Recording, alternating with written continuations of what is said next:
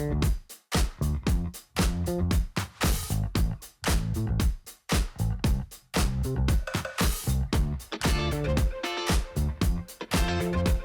morning and welcome to Studio 512. Are you still in search of your 4th of July celebration plans? Well, look no further than the Star Spangled Fest at Auditorium Shores on July 4th, of course.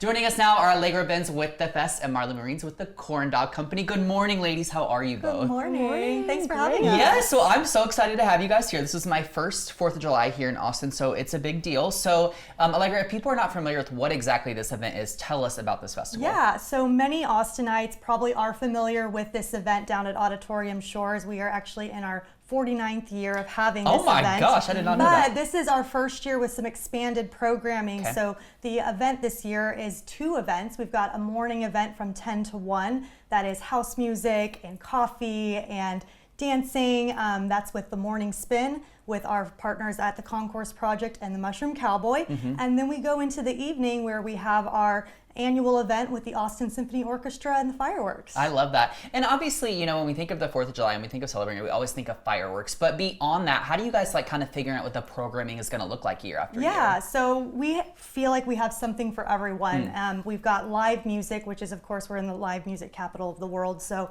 we've got Tomar and the FCs and Shelby Stone, which is a local Texas artist. And the Texas Music Scene television show is going to be recording that for broadcast. So we're super excited.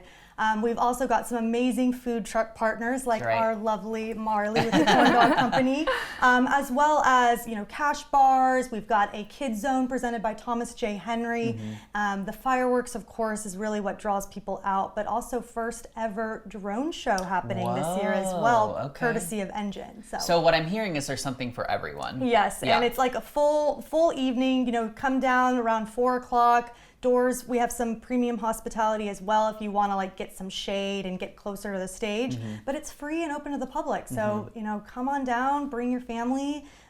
We've got something really to do for most people. Yeah, and you know what I think about too is like with the 4th of July, it's so family oriented and friend oriented, and there's so many different things that people could do to celebrate. What do you think makes this event stand apart aside from its history? Well, really, like we put such a priority on the different music genres. Like if you love dancing and house music, come out to the morning. If you want to see some local bands, we've got, you know, soul music and country music, and then the symphony. Like they are such an institution here in Austin, and they've really put together a special program for the America 250. Yeah, I think it's cool that it's spotlighting Austin locals so well, which is where the Corn Dog Company comes in. Speaking of, as she mentioned, Marley, you guys are one of the food vendors. So tell us all about the Corn Dog Company. What do we need to know? First of all, thank you for having us Of here. We course. were so excited to be a part of this and to talk about Star Spangled Fest.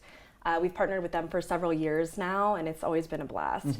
So we do classic corn dogs, but the best corn dogs you've ever had in your life. That's a big warning there. I stand by it. Okay. I stand by it. So they're 100% beef, and they're hand dipped in a batter that we actually make from scratch. And then, of course, we have your classic ketchup and mustard, but our other special thing that kind of sets us apart is we'll drizzle honey on top of the corn dog. Okay, which is so interesting. And we were talking about this before the show started. Yes. Where did that idea come from? Because at first you're like, that sounds kind of strange, but then when you explained it to me, I was like, okay, I guess that kind of checks out. Yes, it's one of those things you have to try it to believe it. People are always like, what? And they try it and they can't go back. But you think about honey on cornbread, you think about, you know, honey on your chicken nuggets, how well honey and mustard pair together.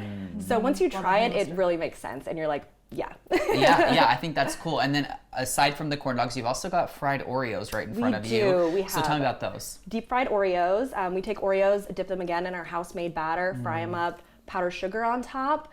Another fun dessert we're going to have at the event this year is deep fried peanut butter and jelly sandwiches. Do what? Yes, they have been fried. a hit. Yum. I've never heard of that in my life either. She's bringing me so many creations I've never heard of. Basically, the outside gets all hot and crispy. The peanut butter in the middle gets all warm and gooey. Yeah. They're probably my favorite dessert that we do. The Oreos are popular. Everyone knows them and loves them. Yeah. But the deep fried peanut butter and jelly is next level. How did we come to that idea? Like, how are you like, okay, you know what we're missing is a deep fried peanut butter and jelly sandwich? To be so honest with you, when we started out, we weren't in all the big events that we're in now. And we would have a lot of slow days and we'd be bored and we'd just be like, I wonder how this would taste if we deep fried it. And a lot of them turn out, pretty much all of them turn out pretty dang good, but the peanut butter and jelly, we're like, yeah, that's going on the menu. Yeah. Something that I think is really cool about Austin, especially living here, I've only been here almost a year now, but what I've noticed is that Austin is really big on pouring back into Austin, if that makes sense. And so I'm curious for you, like, what does it mean to be a local food vendor here in town and being able to be a part of so many of these amazing events and getting to feed the local community? It's really fun. It like makes my life when we're at an event and we'll have people come up to our corn dog truck and they're like, I came to this event just to get a corn dog.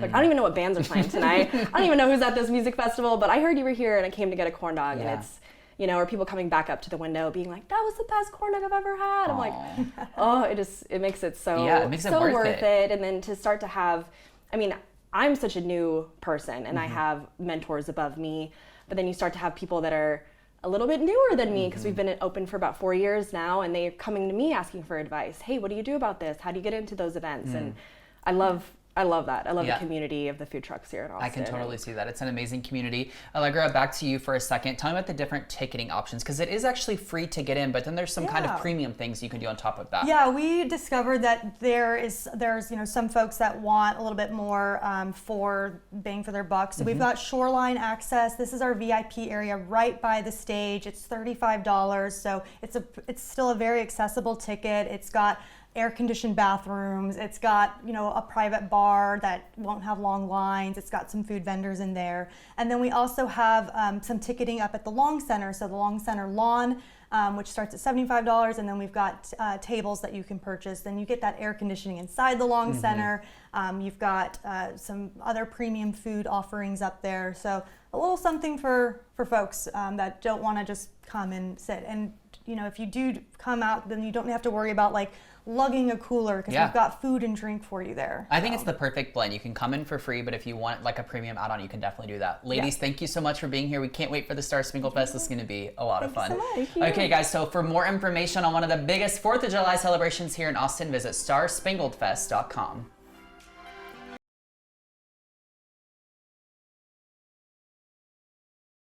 The following portion of Studio 512 is sponsored by Central Health. If you live in Travis County, you have access to resources from Central Health. Ted Burton is here to tell us more about the services and coverage this system offers. Ted, lovely to see you again. Let's remind everybody what Central Health is. So Central Health is Travis County's public healthcare system. That includes community care and Sendero. We were created by Travis County voters to ensure that people with low income and without insurance have access to the best possible care. We're here to make sure that they can access primary care, behavioral health care, specialty care services, hospital care, the whole continuum of care, so they can live healthier and their families can live healthier. What makes Central Health different from other healthcare systems? So you probably know most healthcare systems are really designed to turn a profit. Central Health is built differently. We're built around people. We are investing in prevention so that people can get care sooner and not end up in the emergency room where care is more costly and sometimes just not appropriate.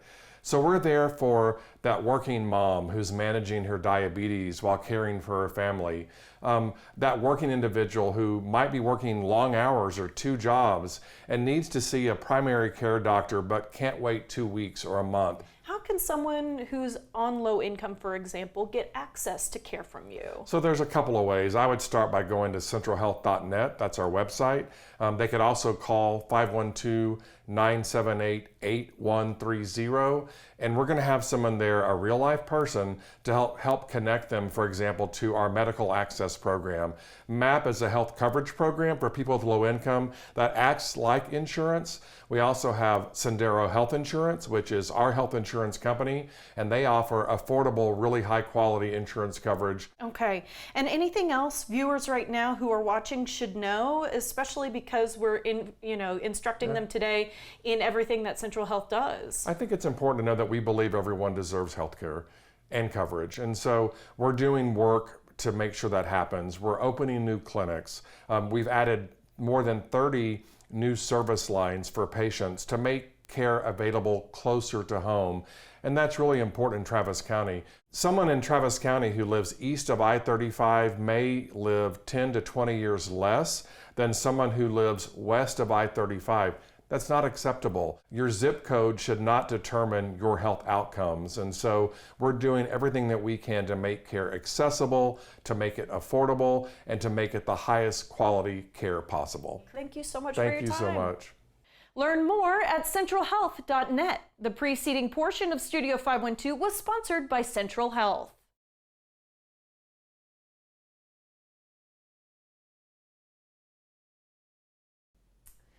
Paddle is a sport currently taking over Austin, and joining us now is the founder and CEO of Paddle 39 in East Austin, Will Boyce. Good morning, Will. How are you? Good morning. I'm doing great. Thanks for having me. Of course. Okay, so tell me a little bit about Paddle 39 and where this idea came from. Yeah, for sure. So Paddle 39 was founded obviously around the sport of paddle, but also around community and wellness.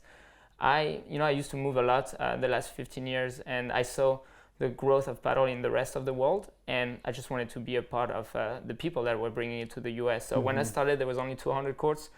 Now there's about 1,000 courts in the US, and Paddle 39 was also built around community. It felt like there was not really like a third space, a modern country club for the late 20s to late 40s, a place where the young professionals wanted to spend time, hang out, meet new people. And so that's why Paddle 39 come to life, and that's how we brought in the sports bar, the wellness, the locker room, the sauna, the cold plunges, and so forth. Yeah, a kind of catch-all destination in a lot of ways. Now, for people that are unfamiliar, explain Paddle to me a little bit, and then also why you think it's just expanded and exploded globally so much. For sure. I think it's such a fun sport, first of all. Like, it's really easy to pick up, just like pickleball. I know pickleball is more familiar for a lot of people. It's just as easy to pick up as pickleball, but it's also just as fun and challenging to master as tennis. There's a lot of dimension to it. Like, people compare, like, tennis is like checkers, and some people say paddle is like chess. Yeah. It really has that tactical component to it. What's amazing about paddle is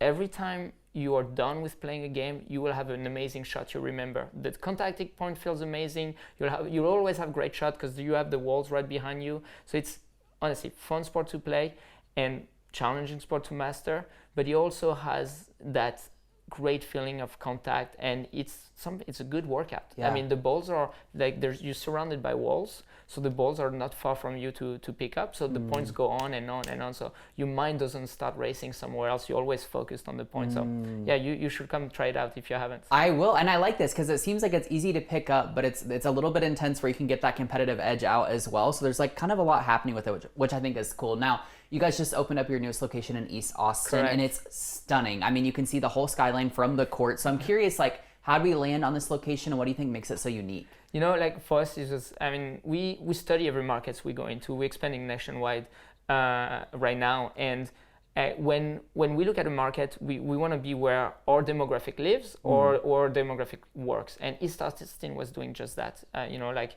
there is, I mean, obviously everyone is welcome at Paddle 39, all age groups, but like whether late 20s to late 40s, they're spending time in, like, they love hanging out in East Austin, whether they're working, hanging out, or work, or just living there. And so that's why East became a focus for us. And when you had the intersection of East Fifth and Springdale, it's hard to get any better than that. We're surrounded by fantastic businesses. All of the neighbors have great concepts. And so when I came across this site, we need space. Like, paddle courts are much smaller than tennis court, but we definitely need space to set up this. I mean, it's you say it's a beautiful space, so I repeat it as well. But yeah, it is. It takes space, but it takes a lot of love and a lot of like care to make sure it becomes beautiful, and you have to build it in the right address of town. And for us, East Austin was doing this. Yeah, for sure. You mentioned East Fifth. There's also like your coffee shop component to this, which is East Fifth Coffee, and you've got a sports bar, a lot of beautiful places to sit and hang out, all these amazing things. How did you go about building up the components of the business outside of the paddle courts? Because you really want it to be a place people come and hang out and stay. Yeah, like, the whole business model, like thinking about it also like through the lens of like business side, was we don't want people to just come and spend an hour and a half at Paddle 39. Like, we don't want it to be transactional, where they just come and go. We wanted a place where people can meet new friends, can meet new partners, friends, whatever that might be, and just they want to stay longer. That's becoming their social spaces. So when you start thinking about this in those lenses, you say, okay, what do our people, our community likes to do as well. Do they enjoy watching sports? And the answer was yes. Do they also enjoy like having a drink every so often? And the answer was yes. So the sports bar became an evidence quite early on in the foundation of our business. Yeah. And then when you also think about, we also have a gym there, Method 39, where like we have wellness, where we have like high rocks, like hybrid fitness type of workout. And that also became an evidence, like our people like to take care of just the fitness in general and making sure they stay active. So we also brought that concept. And the coffee is just perfect. I mean, East Austin is such a great neighborhood, as you mentioned, and we still had a bit more space in the building. And so we thought, okay, we a lot of the people in the team, we have a hospitality director that does a fantastic job, and it just felt like that was the right fit for that part of town. So we would build that coffee program, and we're excited to welcome East Austinite to that coffee shop as well. Well, we're excited for people to check this out. Will, thank you so much for being here. Paddle 39. People need to go and see it. So for memberships, how to book a court, all kinds of information, visit paddle39.com.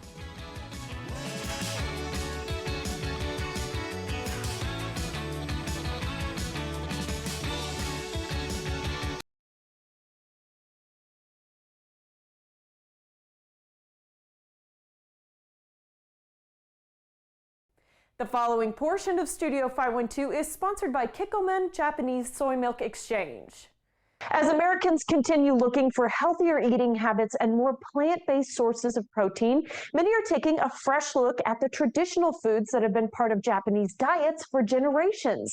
Here to help are Japanese food historian and professor Eric C. Rath and plant-based dietitian Ryan Geiger, both founding members of the new Japanese Soy Milk Exchange, a group of experts uniting on their expertise and love for Japanese soy milk to share its benefits. Professor Rath teaches courses on food history at the University of Kansas, and Ryan is an award-winning plant-based dietitian and founder of the Phoenix Vegan Dietitian. We're happy to have them both. Dr. Eric and Ryan, good morning. Morning. Good morning. Okay, Ryan, we're starting with you. What makes protein so important for good nutrition? Protein is trending, and we are seeing it everywhere right now, and it's for a good reason. It helps build strong bones, it helps build strong muscles, and supports our everyday energy levels as well. And that's what people are looking for. They're looking for really simple ways to get more protein, especially high quality protein, into their diet. And Japanese soy milk is a great way to do that. It's going to give you 9 to 10 grams of complete plant-based protein per 1 cup, which is nutritionally comparable to dairy milk. And it's something that I'm often recommending to a lot of my clients. Something I haven't thought about before. Okay, Dr. Eric, what can we learn from some of the elements of Japanese diets? Wow, Japanese diet evolved over the centuries very organically, and a lot of it is plant-based. So we think about grains like rice, also a lot of vegetables. And Japanese cooking is really about making the ingredients shine, giving them focus rather than burying them in lots of sauces. And when you think about how soy milk is made, it's basically soybeans and water. So you can't get much more shining of the ingredients than that. Yeah, it's pretty straightforward. Okay, Ryan, how are modern diets changing? We're seeing that people are moving beyond thinking of just soy milk as a dairy alternative or just using it a splash here and there, but instead are viewing Japanese soy milk as a complete category of its own because of its smooth taste, versatility, and nutrition benefits. It's delicious in so many different recipes, and here is a PB&J chia pudding, but we also have a strawberry matcha latte. It's perfect for the summer. It's made with fresh strawberries, gives you a little caffeine from the matcha, but more importantly, it has Japanese soy milk in it, which is giving it such a creamy flavor, and it's going to be a drink that you'll want to have as your new daily beverage. Yeah, I want it right now. Me too. Yeah. All right, Dr. Eric, what role has soy played in the history of food? This is a long conversation, but if we can get you to shorten it down just a little bit, if you don't mind. I'll just talk about Japan then. And soy goes back 10,000 years, which is 5,000 or 6,000 years before rice arrived. And we think about soy foods in Japan, there's so many of them. Soy sauce, miso, tofu, etc. And as early as the 11th century, soy milk is seen as a health food. So soy milk is really a natural extension of that long history. Oh, interesting. Okay, Ryan, the difference in Japanese soy milk compared to maybe domestic varieties of soy milk that we might find on shelves? The biggest difference between Japanese soy milk and the soy milks that are available today is going to be mainly in the way that the Japanese soy milk is crafted. The heart of the soybean is used to make Japanese soy milk, and it takes away the outer hull. And when the outer hull is removed, it takes away that bitterness, the grassy, beany notes that can leave an aftertaste. So the result is smooth and creamy, and you're not going to get an aftertaste with the Japanese soy milk. So that's great. And a good way to use this in a recipe to really feel the flavor and feel the boldness and the depth is through a ramen. This ramen has a Japanese soy milk base in it, and it is just so good. And it's got the crunchy veggies and the noodles, a party in your mouth with all those different flavors. Yummy. Yeah, it does sound yummy, doesn't it? Okay, guys, where can we go for more info? To see any of these recipes or to learn more, you can visit JapaneseSoyMilk.com. Sounds good to me. Thank y'all both so much for your time. Thank you. Thank you. The preceding portion of Studio was sponsored by Kikkoman Japanese Soy Milk Exchange.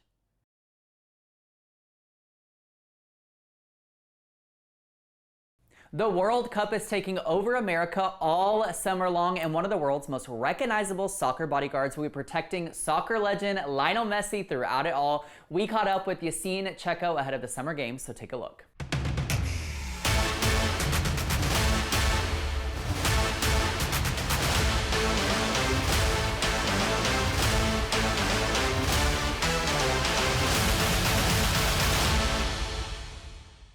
For you, what's the day-to-day like protecting some of the most well-known athletes across the world? So for me, I'm very grateful to do this job with the best athlete in sports history. It's a blessing for me, and I'm always focused. I keep this very serious. I take this very serious because for me, it's a blessing. As I said, I'm doing this since 5 years now.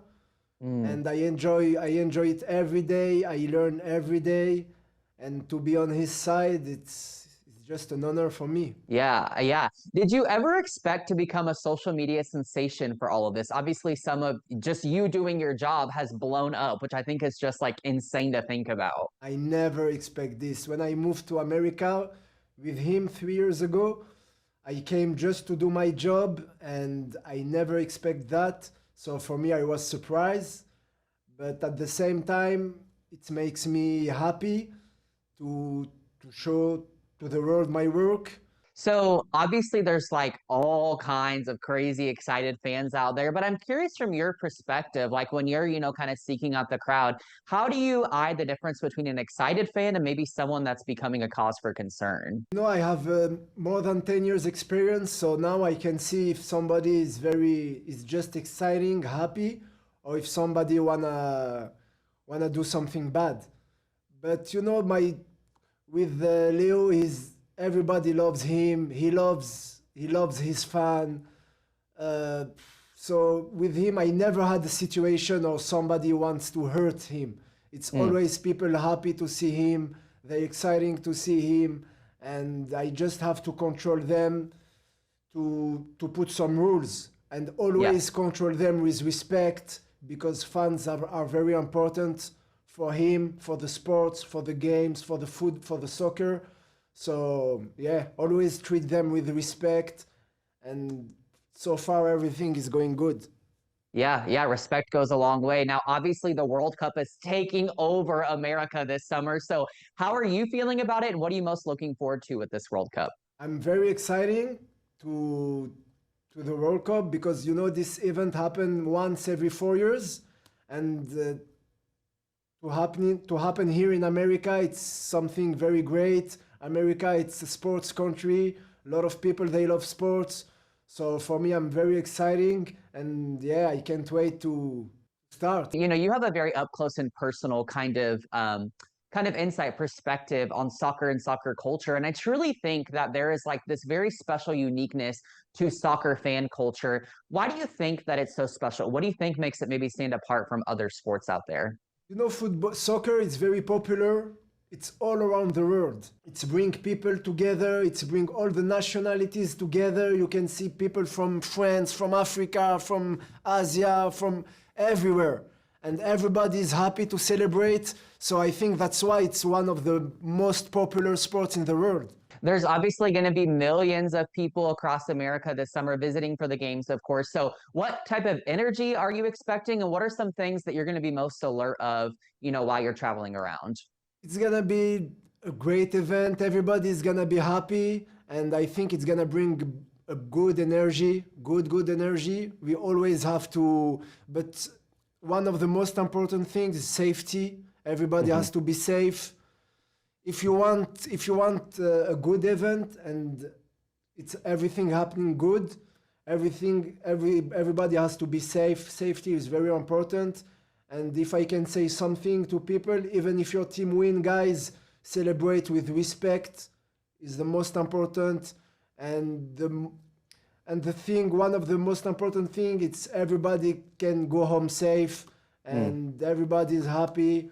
And yeah, let's enjoy all together, guys, and everything happen good. Respectfully celebrating and cheering on the teams and what's happening. Now, before we close out, I want to give you a little time to tell me about Yerba Mate, how it kind of became a part of your routine, and if you have enough time to show me a little demo on how to best prepare this. Yeah, so Yerba Mate, it's part of my routine. It's a plant from South America, and it gave me a boost. It's good for your focus. You can share with your friends, with your teammates. It's more than a drink. It's something very special. So now I'm drinking mates from 5 years now, since 5 years, and it's part of my life. So I'm gonna show you how to drink it and how to make it. So you pour some mate on the gourd, the half of the gourd. You take your straw. You put everything on the right side, and then you pour some water, and then you leave it rest like for 30 seconds. After that, you can start to drink. You take your straw, and you start to drink it. Thanks for sharing that with me. Yassine, so excited to see you all across America this summer here for the World Cup. Thanks for chatting with me. You can keep up with the World Cup games all summer long, happening all across the country, and keep up with Yassine on social media.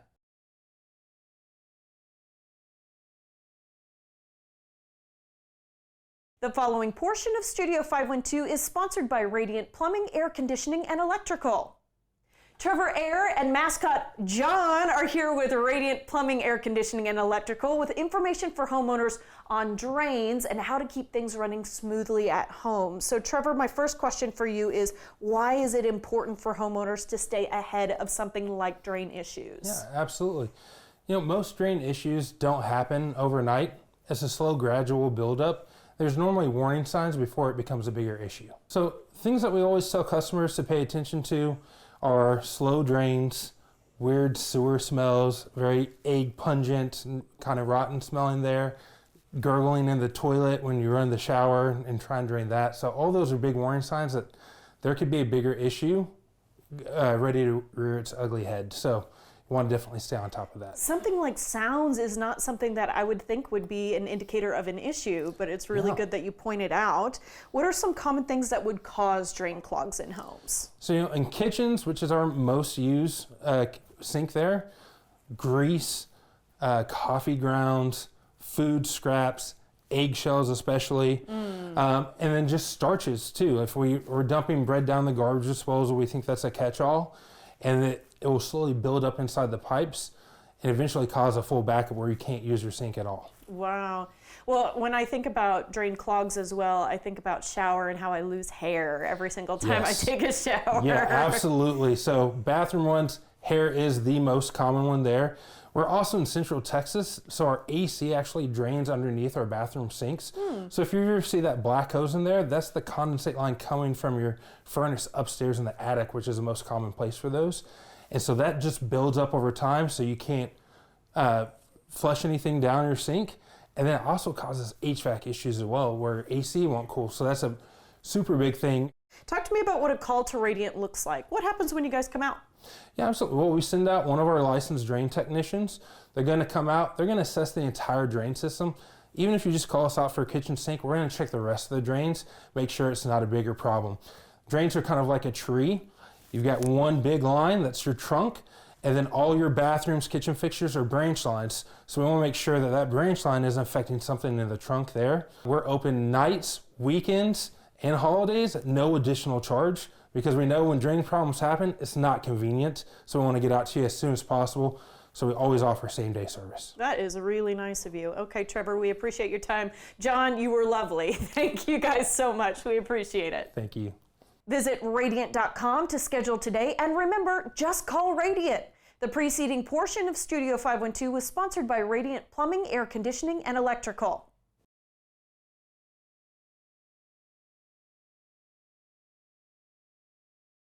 Good morning, everybody. On today's Radiance Report, we've got an Austin-based brand that uses natural ingredients for all sorts of wonderful products. And we are learning more today with Raina Rose, who is doing ancient remedies for present bodies. She calls herself Head Witch, which I really like, of Folk Potions, and she's here to tell us more about her business. So Raina, good morning. Good morning, hi. Lovely to have you. Talk to us about Folk Potions and how you got started. Yeah, well, I have always been interested in plants. I think plants are amazing. They can do so much for us. You were able to actually identify plants as you were walking through this station today. Yes, I love knowing their names. Like, I just think it turns them into friends. Like, our plants are a part of our world, and they can become our friends if we know their names. So it's so important to me to like know all the names of all the plants that are that grow around us in our homes and everything. So I started practicing herbalism when I was a kid. Like, I was out in the backyard making potions out of berries and twigs and mud, and you know, like a very dirty child outside. Yeah, it was great. I loved doing that. So when I grew up, it was kind of a natural progression to want to employ plants to make healing salves and oils and stuff like that. I've always found that fascinating. And so this is where we've landed, is natural ingredients. This is one of those days where it's not smell-o-vision, guys, but I can promise you it smells wonderful in the studio today. It smells so uplifting. Yeah. And how long have you had Folk Potions now? It's been almost 10 years. Wow, congratulations. Thank you. It's wild to think it's been that long, but it's literally wild. Yes, correct. It was 2016 in the fall that I started doing this. I had been a touring folk singer for about a decade, and then I had kids, and it was really hard to go on the road and come back and be a mom. So I went on this tour. It was kind of a disaster, and I came home and I was like, I have to change my life. I have to change my career path. And so I was like, oh, I love to do this. And I had kind of forgotten, and then it all came flooding back. And I started making salves and soaps and body butters and all sorts of things. So it was like a natural progression for me. I love that. And what is your philosophy on beauty? I can tell that there's like really a touch of nature happening here. Totally. Well, Folk Potions is anti-aging. So that means that we want to support people in the bodies that they are currently in and not make them feel like they need to aspire to some unattainable perfection or some, youth that we can't attain anymore. Like, we want people to feel good in the skin they're in. So we make oils, face oils, and all sorts of things to help us feel confident in our skin as it is currently. I think that's wonderful. Yeah. And you've brought an example for us today. Yeah. It's your magic face potion. We're going to make our magic face oil, yes. Yeah. And these are the plants that go in it. Oh, I love. Do you want to help me? Yeah. There are so many plants. It's super cool. They're all flowers. Yeah. Like, it's amazing to me that flowers can help our skin be its most radiant and healthy. Well, you are radiant. So if you're using your own products, I am looking into this. This is all I've used for the last 10 years since I started making it. Is this our magic face oil? Incredible. So this is yarrow. Oops, sorry.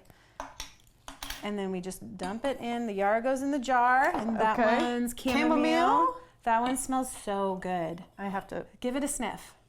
Yeah, it's wonderful. Well, obviously it smells like it could be a tea because it could. It could be a tea. Oh my gosh, I used to drink tea at this. I grew up in Portland, Oregon, and I used to drink chamomile tea at this tea house when I was like a teenager. And every time, it's so good. It brings that smell back. Yeah, yes. Lavender. And do you use English or French? I know that there's a difference between the two. For products, I think usually French is the one used. I think this is French. They're all organic. That's the thing that's most important to us, is that we source our herbs all organic. And this was dandelion that I just put in. Yeah, we call it a weed, but it's actually really good for our skin. And then that I'm one not is sure. plantain. Plantain. Also a weed, but super Okay. healing, really great for anti-inflammatory. This one is my favorite. This is calendula, and it's this gorgeous orange color. And that's what you've got like in this jar over here Yes, happening. this is just calendula and olive oil to kind of show people what this looks like. It's incredible how much nature can help you. Okay, so what's It's the beautiful. oil that we put in? This is a special mixture. I'm not going to tell you exactly what it is. Okay, that's fair. But it's olive oil, apricot seed oil, castor oil. It's a bunch of different kinds of oils. Castor oil is supposed to be so good for lengthening lashes and for eyebrows. It's such a cool oil. It's super viscous, like it's really thick. So yeah, we just pour the oil in there. And Isn't about that how long nice? does everything take to, I'm going to use the word ferment together? It's yeah, it macerates is actually the word. Isn't Macerates, that cool? yeah. It sits for at least 6 weeks, but a lot of time we let it sit for longer. And then you shake it. You shake the jars every day. Oh, my husband tightened this one. It's too tight. Oh, I got it. There you go. You got it. We can do things without men. That's true. Here we go. There we go. Got you want it. to pour it? Yeah, sure. So yeah, we let those sit for about 6 weeks, and then we filter them out in what is basically like a giant apple cider press. We dump all the herbs into there with like a bag that's really fine mesh, and then we press it. We like crank this big machine and press it so all the oil comes out, and then we add therapeutic grade essential oils and a couple other fancy oils that are really nice for our skin. Wonderful. Yeah. And just talk to me about maybe 2 or 3 of your other big sellers that you've got here on the table. Sure. Our deodorant is really popular. Oh, you've got it in like a salve kind of shape. Yeah, it's like that. And see, it's important that we actually know our armpits. That sounds a little weird, but when you are aware of what's going on in there, then you're less surprised if there's a problem. So I always encourage women especially to make sure that they apply their deodorant with their fingers so then they know how they're feeling. You're saying checking for lumps. Yes, in the exactly. nicest way possible. Yes, but yeah. very smart. Correct. And one more? Yes, this is our lavender salve made with Hill Country lavender, which is from Llano. Oh, Or Blanco. No, they're in Blanco. I'm sorry. well, that's okay. You're still going local, still Central Texas. Yeah, Oh, yes, that's Central wonderful. Texas lavender. And got a lot of really fun things here. I loved making this oil with you together. me And too. so natural, all of this stuff. That's all it okay, is. we're gonna let it macerate now. And we'll have to leave correct. it there, Raina. Thank you so Yes. much for your time. Thank we you. appreciate it. Guys, you can shop online now at folkpotions.com. Check this out. Enter this coupon code Studio512 to get 10% off.